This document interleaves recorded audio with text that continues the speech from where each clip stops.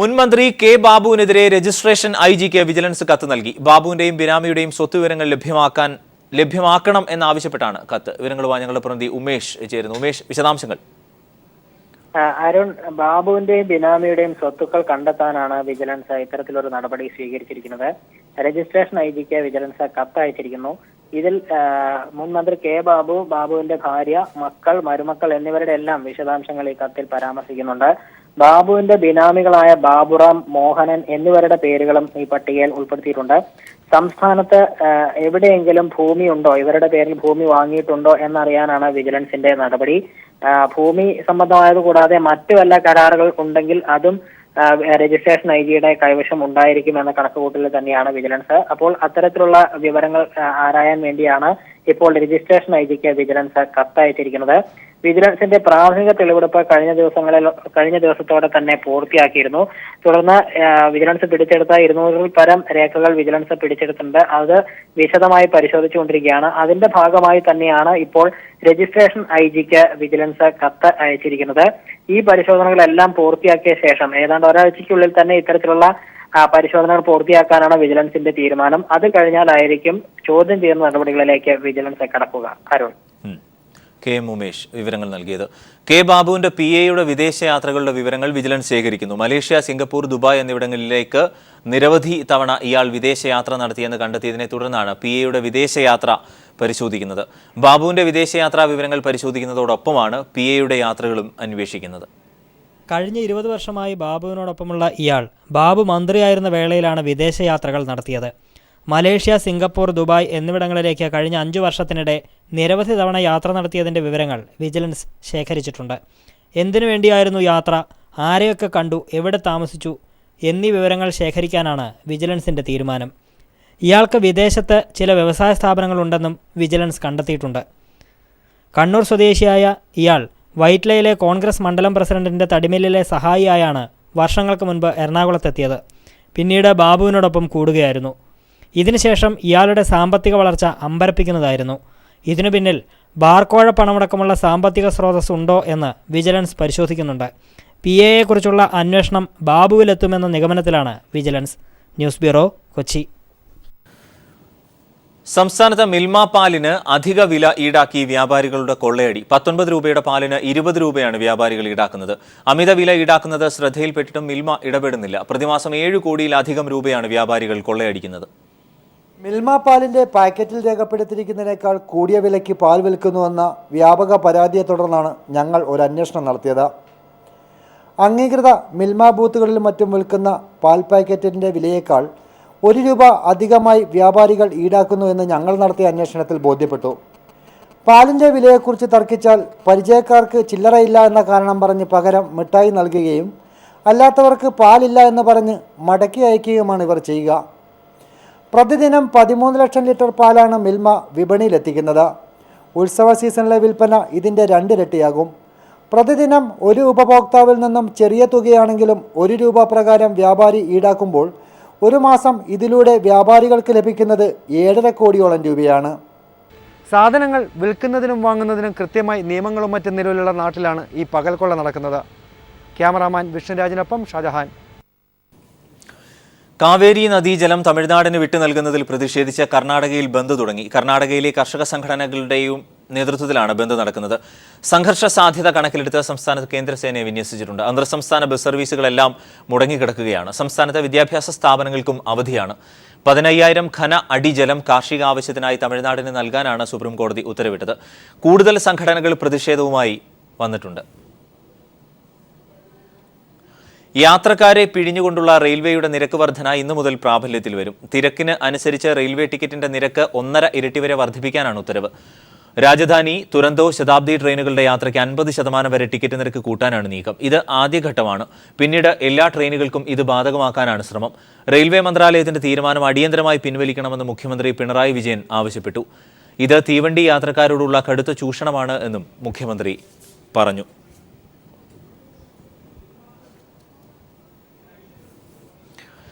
Malabar cements അഴിമതിയിൽ മുൻ MD K പത്മകുമാറിനെ ഇന്ന് കോടതിയിൽ ഹാജരാക്കും. തൃശൂർ വിജിലൻസ് കോടതിയിലാണ് ഹാജരാക്കുക. വിവരങ്ങളുമായി ഞങ്ങളുടെ പ്രതിനിധി CG ദിൽജിത്ത് ചേരുന്നു. ദിൽജിത്ത്, ചോദ്യം ചെയ്യൽ പൂർത്തിയായതിനെ തുടർന്ന് കോടതിയിൽ ഹാജരാക്കുകയാണല്ലോ. എന്തൊക്കെയാണ് ഇന്നത്തെ സ്വാഭാവിക നടപടിക്രമങ്ങൾ? തീർച്ചയായും 2 ദിവസത്തെ ചോദ്യം ചെയ്യലിന് ശേഷമാണ് കെ പത്മകുമാറിനെ ഇന്ന് വീണ്ടും തൃശൂർ വിജിലൻസ് കോടതിയിൽ ഹാജരാക്കുന്നത്.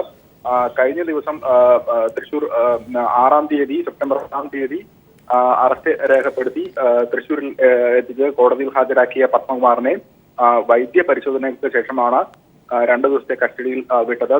തുടർച്ചയായി നടത്തിയ ചോദ്യം ചെയ്യലിനൊടുവിൽ ആണ് ഇപ്പോൾ വീണ്ടും കോടതിയിൽ ഹാജരാക്കുന്നത്. പത്മകുമാറിന്റെ ഓഫീസിൽ നിന്നും ഔദ്യോഗിക വസതിയിൽ നിന്നും കണ്ടെടുത്ത ഫയലുകളുടെയും മറ്റ് രേഖകളുടെയും അടിസ്ഥാനത്തിൽ ചോദ്യാവലി തയ്യാറാക്കിയാണ് വിജിലൻസ് ഉദ്യോഗസ്ഥർ ചോദ്യം ചെയ്യൽ നടത്തിയത്.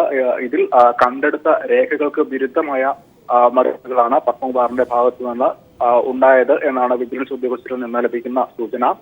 അതോടൊപ്പം കഴിഞ്ഞ ദിവസം അഴിമതി നടന്നിട്ടുണ്ടെങ്കിൽ ഡയറക്ടർ ബോർഡ് അംഗങ്ങൾക്ക് ഒന്നാകെ ഉത്തരവാദിത്തമുണ്ടെന്നും MD ആയിരുന്ന തന്നെ മാത്രം അതിൽ കുറ്റക്കാരനായി ചിത്രീകരിക്കുന്നത് ശരിയായ നടപടിയല്ല. അതോടൊപ്പം തന്റെ വീടും ഓഫീസും റെയ്ഡ് ചെയ്ത രേഖകൾ പിടിച്ചെടുക്കുകയും അതോടൊപ്പം തന്റെ അറസ്റ്റ് രേഖപ്പെടുത്തുകയും ചെയ്ത വിജിലൻസിന്റെ നടപടി നിയമവിരുദ്ധമാണ് എന്നത് അടക്കമുള്ള നിലപാടിൽ ഉറച്ചു നിൽക്കുകയാണ് ഇപ്പോഴും പത്മകുമാർ. ഡീലർമാർക്ക് വില നിർണ്ണയിച്ച് നൽകിയതിൽ വിവേചനം കാട്ടി എന്ന കേസിലാണ് പത്മകുമാറിന്റെ അറസ്റ്റ് രേഖപ്പെടുത്തിയത്. 2.7 കോടി രൂപയുടെ അഴിമതിയാണ് ഈ കേസിൽ നടന്നിട്ടുള്ളത്. ഇതോടൊപ്പം മറ്റ് 3 കേസുകൾ കൂടി പത്മകുമാറിന് പ്രതിയായി വിജിലൻസ് രജിസ്റ്റർ ചെയ്തിട്ടുണ്ട്. ക്ലിങ്കർ ഇറക്കുമതിയിൽ 5.5 കോടിയുടെ അഴിമതിയും, ഫ്ലൈ ആഷ് ഇടപാടിൽ 18.75 കോടിയുടെ അഴിമതിയും, വെയർഹൌസ് ഗോഡൌണിൽ സിമന്റ് സൂക്ഷിച്ചതുമായി ബന്ധപ്പെട്ട് 2 കോടി രൂപയുടെ അഴിമതിയും പത്മകുമാറിന്റെ പേരിൽ കേസ് രജിസ്റ്റർ ചെയ്തിട്ടുണ്ട്. ഈ കേസുകളുടെ വിശദാംശങ്ങളിലേക്ക് കൂടി ചോദ്യം ചെയ്യൽ നീണ്ടിട്ടുണ്ട്. ഇത്തരത്തിലുള്ള കാര്യങ്ങൾ കൂടിയാവും എന്ന് പത്മകുമാറിനെ കോടതിയിൽ ഹാജരാക്കുമ്പോൾ വിജിലൻസ് കോടതിക്ക് മുമ്പിൽ വിവരിക്കുക. ദിൽജിത്ത് വിവരങ്ങൾ നൽകിയത്. JNUവിലും ദില്ലി സർവകലാശാലയിലും വിദ്യാർത്ഥി യൂണിയൻ തെരഞ്ഞെടുപ്പ് ഇന്ന് നടക്കും. മുൻ തെരഞ്ഞെടുപ്പുകളിൽ 2 ചേരികളിലായിരുന്ന SFIയും ഐസയും സഖ്യമായാണ് ഇത്തവണ JNUവിൽ മത്സരിക്കുന്നത്. ദില്ലി സർവകലാശാലയിൽ ABVPയും NSUവും തമ്മിലാണ് മത്സരം. അഫ്സൽ ഗുരു അനുസ്മരണത്തിന്റെ പേരിൽ വിദ്യാർത്ഥി യൂണിയൻ ചെയർമാൻ കന്നയ്യകുമാർ അടക്കമുള്ളവർ അറസ്റ്റിലായ ശേഷം JNUവിൽ നടക്കുന്ന ആദ്യ തെരഞ്ഞെടുപ്പാണിന്ന്. അടിയന്തരാവസ്ഥയ്ക്ക് ശേഷം ആദ്യമായാണ് JNU ചെയർമാൻ അറസ്റ്റിലായത്. എന്നാൽ കന്നയ്യയും ASFും ഇത്തവണ മത്സരരംഗത്തില്ല. മുൻ തെരഞ്ഞെടുപ്പുകളിൽ 2 ചേരികളിലായിരുന്ന SFIയും ഐസയും ഇത്തവണ സഖ്യമായാണ് മത്സരിക്കുന്നത്. വർഗീയ ശക്തികളെ തുരത്തുക എന്ന മുദ്രാവാക്യമുയർത്തിയാണ് SFI ഐസ സഖ്യം വോട്ട് തേടുന്നത്. ഐസയുടെ മോഹിത് പാണ്ഡെയാണ് പ്രസിഡന്റ് സ്ഥാനത്ത്. മലയാളിയും SFI പ്രവർത്തകനുമായ അമലാണ് വൈസ് പ്രസിഡന്റ് സ്ഥാനത്ത് മത്സരിക്കുന്നത്.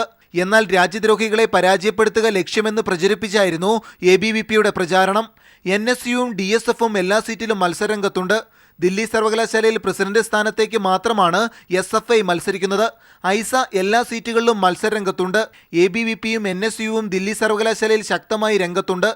Manushankar, news bureau, Delhi. UPയിൽ തെരഞ്ഞെടുപ്പ് പ്രചാരണം നടത്തുന്ന കോൺഗ്രസ് ഉപാധ്യക്ഷൻ രാഹുൽ ഗാന്ധി ഇന്ന് അയോധ്യ സന്ദർശിക്കും. അയോധ്യ തർക്കഭൂമിയുടെ സമീപത്തെ ഹനുമാൻ ക്ഷേത്രത്തിൽ കോൺഗ്രസ് ഉപാധ്യക്ഷൻ എത്തും. 24 വർഷം മുൻപ് ബാബറി മസ്ജിദ് തകർക്കപ്പെട്ടതിന് ശേഷം ഗാന്ധി കുടുംബത്തിൽ നിന്ന് ആരും അയോധ്യ സന്ദർശിച്ചിട്ടില്ല. എന്നാൽ തർക്കഭൂമിയിലേക്ക് കോൺഗ്രസ് ഉപാധ്യക്ഷൻ എത്തുമോ എന്ന് വ്യക്തമായിട്ടില്ല.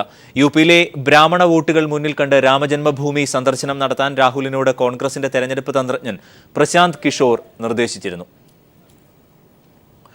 മുംബൈയിൽ നാവികസേന പരീക്ഷയ്ക്കിടെ തിക്കിലും തിരക്കിലും പെട്ട നിരവധി ഉദ്യോഗാർത്ഥികൾക്ക് പരിക്ക്. മലാഡിലെ നേവൽ ബേസിലാണ് അപകടമുണ്ടായത്.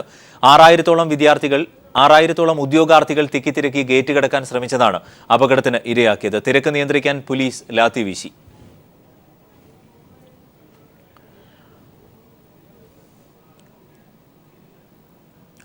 വയനാട്ടിലെ ആദിവാസി ഭൂമി വിതരണവും ഭവന നിർമ്മാണങ്ങളും കാര്യക്ഷമമായി പൂർത്തീകരിക്കുമെന്ന് പട്ടികവർഗ വകുപ്പ് മന്ത്രി AK ബാലൻ. ആദിവാസി വികസന പദ്ധതികളിലെ അഴിമതികൾ അന്വേഷിക്കാൻ വകുപ്പ് പ്രിൻസിപ്പൽ സെക്രട്ടറിയോട് നിർദ്ദേശിച്ചതായും ഇക്കാര്യത്തിൽ വിജിലൻസ് അന്വേഷണം ആവശ്യമെങ്കിൽ നടപടിയെടുക്കുമെന്നും അദ്ദേഹം പറഞ്ഞു. വയനാട്ടിൽ പട്ടികവർഗ വകുപ്പിന്റെ പദ്ധതി അവലോകന നയ യോഗത്തിന് ശേഷം മാധ്യമപ്രവർത്തകരോട് സംസാരിക്കുകയായിരുന്നു അദ്ദേഹം. ഭവന നിർമ്മാണങ്ങൾ പൂർത്തീകരിക്കാത്തതോ ആരംഭിക്കാത്തതോ ആയ സംഭവങ്ങളിൽ കരാറുകാരുടെ യോഗം വിളിക്കും. എന്നിട്ട് അവരോട് 3 കാര്യങ്ങൾ പറയും. നിങ്ങൾ ഈ പണി പൂർത്തീകരിക്കുക, അല്ലെങ്കിൽ വാങ്ങിയ കാശ് തിരിച്ചു കൊടുക്കുക. ഇത് രണ്ടിനും കഴിയുന്നില്ലെങ്കിൽ പ്രോസിക്യൂഷൻ നടപടി സ്വീകരിക്കും.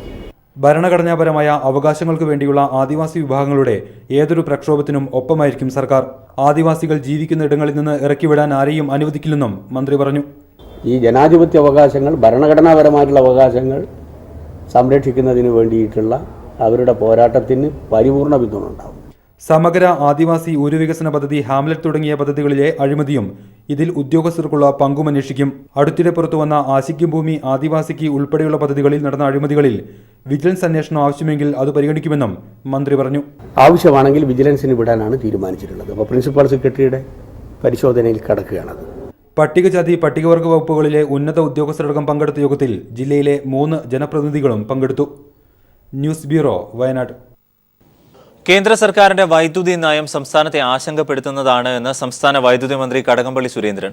വൈദ്യുതി വിഷയത്തിൽ സംസ്ഥാനത്തെ സ്വയം പര്യാപ്തത കൈവരിക്കാൻ ചെറുതും വലുതുമായ എല്ലാ പദ്ധതി ഏറ്റെടുക്കുമെന്നും മന്ത്രി പ്രഖ്യാപിച്ചു. വൈദ്യുതിക്കായി കേരളം മറ്റു സംസ്ഥാനങ്ങളെ ആശ്രയിക്കേണ്ട അവസ്ഥയിലാണെന്ന കാര്യം ചൂണ്ടിക്കാട്ടിയാണ് വെള്ളത്തൂവൽ ചെറുകിട ജലവൈദ്യുത പദ്ധതിയുടെ ഉദ്ഘാടന പ്രസംഗം വൈദ്യുതി മന്ത്രി കടകംപള്ളി സുരേന്ദ്രൻ ആരംഭിച്ചത്. കേന്ദ്ര സർക്കാരിന്റെ വൈദ്യുതി നയത്തിന്റെ കരട് സംസ്ഥാനത്തെ ഉത്കണ്ഠപ്പെടുത്തുന്നതാണെന്നും ഈ ഘട്ടത്തിൽ വൈദ്യുതിയുടെ കാര്യത്തിൽ സ്വയം പര്യാപ്തത എന്ന മുദ്രാവാക്യം കേരളം ഏറ്റെടുക്കേണ്ട സമയമായെന്നും അദ്ദേഹം ഓർമ്മിപ്പിച്ചു. ചെറുതും വലുതുമായിട്ടുള്ള ഏതു മാർഗം ഉപയോഗിച്ചുമുള്ള നമുക്ക് പരിസ്ഥിതിയെ വലിയ ദോഷകരമായിട്ട് ബാധിക്കാത്തതായിട്ടുള്ള എല്ലാ പദ്ധതികളും ഏറ്റെടുക്കുന്നതിന് വേണ്ടിയിട്ടുള്ള ഒരു നീക്കമാണ് യഥാർത്ഥത്തിൽ നമുക്ക് നടത്താനുള്ളത് എന്നാണ് ഗവൺമെന്റ് ഇക്കാര്യത്തെ സംബന്ധിച്ച് കരുതുന്നത്.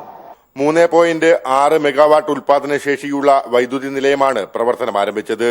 12.17 മില്യൺ യൂണിറ്റ് വൈദ്യുതി പ്രതിവർഷം ഉൽപ്പാദിപ്പിക്കാനാകുമെന്നതാണ് പദ്ധതിയുടെ ലക്ഷ്യം. ചടങ്ങിൽ 2 മെഗാവാട്ട് ശേഷിയിൽ പുതുതായി ആരംഭിക്കുന്ന അപ്പർ കല്ലാർ ജലവൈദ്യുത പദ്ധതിയുടെ നിർമ്മാണോദ്ഘാടനവും മന്ത്രി നിർവഹിച്ചു. ചടങ്ങിൽ ഇടുക്കി MLA റോഷി അഗസ്റ്റിൻ അധ്യക്ഷനായിരുന്നു. എമമണി MLA, ജോയ്സ് ജോർജ് MP തുടങ്ങി നിരവധി പേർ പങ്കെടുത്തു. News bureau, Idukki. കോഴിക്കോട് ഭിന്നശേഷിയുള്ള കുട്ടികൾക്കായി സംഘടിപ്പിച്ച ഓണാഘോഷം ശ്രദ്ധേയമായി. ഭിന്നശേഷിക്കാരായ കുട്ടികൾക്കായി പ്രവർത്തിക്കുന്ന സ്മൈൽ എന്ന കിൻഡർ ഗാർഡനാണ് 15ഓളം കുട്ടികൾക്കായി ഓണാഘോഷം സംഘടിപ്പിച്ചത്. സിനിമാ താരം വിനോദ് കോവൂർ മുഖ്യ അതിഥിയായിരുന്നു. പതിവിലും നിറമുള്ള ദിനമായിരുന്നു അവർക്കിന്ന്. പൂക്കളും ബലൂണുകളും പാട്ടും നൃത്തവുമെല്ലാം. ഓണാഘോഷത്തിന്റെ നിറവിൽ പുത്തനുടുപ്പിട്ട് വന്ന കുഞ്ഞു പൂമ്പാറ്റകളായി അവർ മാറി. ഭിന്നശേഷിയുള്ള കുട്ടികളുടെ വിദ്യാലയമായ സ്മൈലാണ് വ്യത്യസ്തമായ ഓണാഘോഷം സംഘടിപ്പിച്ചത്.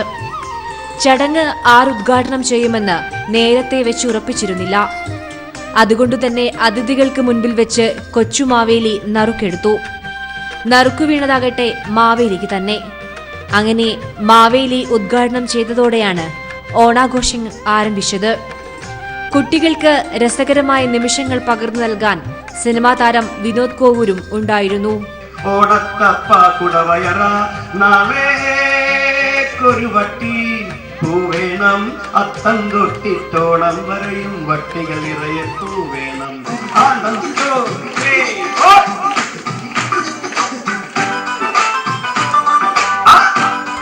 പൂക്കളമിടലും കലാപരിപാടികളും ഓണാഘോഷത്തിന്റെ ഭാഗമായി സംഘടിപ്പിച്ചിരുന്നു. കുട്ടികളുടെ ചിരിയിലും പിണക്കത്തിലും ആഹ്ലാദത്തിലുമൊക്കെ നിറഞ്ഞ സ്നേഹത്തോടെ സ്മൈലിലെ അധ്യാപകരും ഒപ്പം രക്ഷിതാക്കളും ഉണ്ടായിരുന്നു. 15ഓളം കുട്ടികളാണ് ഡേ കെയർ സെന്ററായ സ്മൈൽ പഠിക്കാനെത്തുന്നത്. ഓണത്തെക്കുറിച്ചും ഐതിഹ്യത്തെക്കുറിച്ചും അതിനപ്പുറത്തെ വിശാലമായ ലോകത്തെക്കുറിച്ചും അറിവൊന്നുമില്ലെങ്കിലും ഈ ദിനം ഈ കുഞ്ഞുങ്ങളെ മറ്റൊരു ലോകത്തേക്ക് കൊണ്ടെത്തിച്ചിരിക്കും. News bureau, Kozhikode. കാലവും നാടും എത്ര മാറിയാലും കോട്ടയ്ക്കൽ കോട്ടൂരിലെ കുട്ടിയാത്തയുടെ കുടുംബത്തിന് ഓണവില്ല് ഒഴിവാക്കാനാവില്ല. പഴമയുടെ ഈ സ്വരമാധുര്യം പുതിയ തലമുറകളിലും അത്രമേൽ ലഹരിയായി കഴിഞ്ഞിട്ടുണ്ട്. ചിലർക്ക് ശീലങ്ങൾ മാറ്റിവെക്കാൻ കഴിയില്ല. 68കാരനായ കോട്ടൂരിലെ കുട്ടിയാത്തയ്ക്ക് ഓണം ഇപ്പോഴും ഓണവില്ലിൽ വരണം. പുതിയ തലമുറകളിലേക്ക് കൂടി പഴഞ്ചൻ സ്വരങ്ങളുടെ ലഹരി പകർന്നിട്ടുണ്ട്. എൻ്റെ അച്ഛൻ്റെ കാലത്തുള്ള ഒരു ഓർമ്മ ഉണ്ട്. ഇത് അവിടുന്ന് മുതൽ തുടങ്ങിയതാണ്. ഇപ്പോൾ ഈ വില്ല് കൊട്ടലും ഞങ്ങളിത് നിർമ്മിക്കലും പിന്നെ അതങ്ങനെ തലമുറയായിട്ട് അങ്ങനെ കൈമാറി ഇതാ ഇപ്പോൾ ഈ തലമുറയിൽ ഇങ്ങനെ ഞങ്ങൾ കുറേ ആൾക്കാരുണ്ട്, കുറേ പിന്നെ വീട്ടുകാരുണ്ട്. ഇത് ഞങ്ങളിങ്ങനെ ഓണത്തിന് ഇങ്ങനെ ഇരുന്ന് കൊട്ടും. വനവാസകാലത്തെ വിശ്രമത്തിനിടയിൽ രാമലക്ഷ്മണന്മാർ അമ്പിൽ വില്ലുകൊണ്ട് കൊട്ടിയപ്പോൾ കേട്ട മധുര ശബ്ദമാണ് ഓണവില്ലിന്റെ തുടക്കമെന്ന് വിശ്വസിക്കപ്പെടുന്നു. ഉത്രാടനാളിലും തിരുവോണത്തിനും തൃക്കാക്കരയപ്പനെ നേദിക്കുമ്പോൾ ഓണവില്ല് കൊട്ടുന്നത് പതിവാണ്. കരിങ്ങാലി മുള കൊണ്ടുള്ള അമ്പിന്റെ രണ്ടറ്റവും വളച്ച് കനം കുറഞ്ഞ കമ്പ് ഘടിപ്പിച്ചാൽ ഓണവില്ലായി. ഇതിൽ ചെണ്ടക്കോല് വെച്ചാൽ സ്വരങ്ങളുടെ ആഘോഷവും.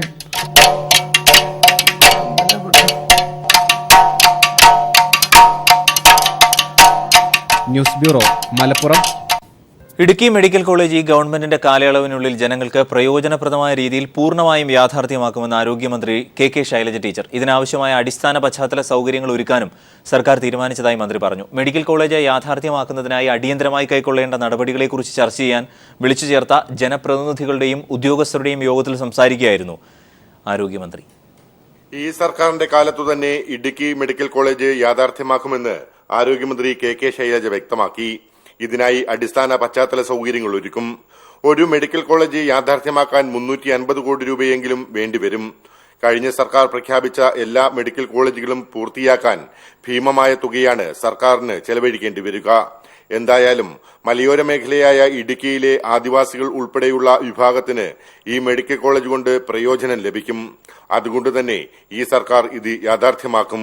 ഇടുക്കി പോലുള്ള മലയോര മേഖലയിൽ ധാരാളം ആദിവാസി സമൂഹമടക്കം ഉള്ള ജില്ലയിൽ അനുവദിച്ചു കിട്ടിയിട്ടുള്ള മെഡിക്കൽ കോളേജ് യാഥാർത്ഥ്യമാക്കുക എന്നത് നമ്മളെല്ലാവരും ആഗ്രഹിക്കുന്ന വസ്തുതയാണ്. ഗവൺമെന്റും ഇടുക്കി മെഡിക്കൽ കോളേജ് യാഥാർത്ഥ്യമാക്കുന്നതിന് ആഗ്രഹിക്കുകയാണ്.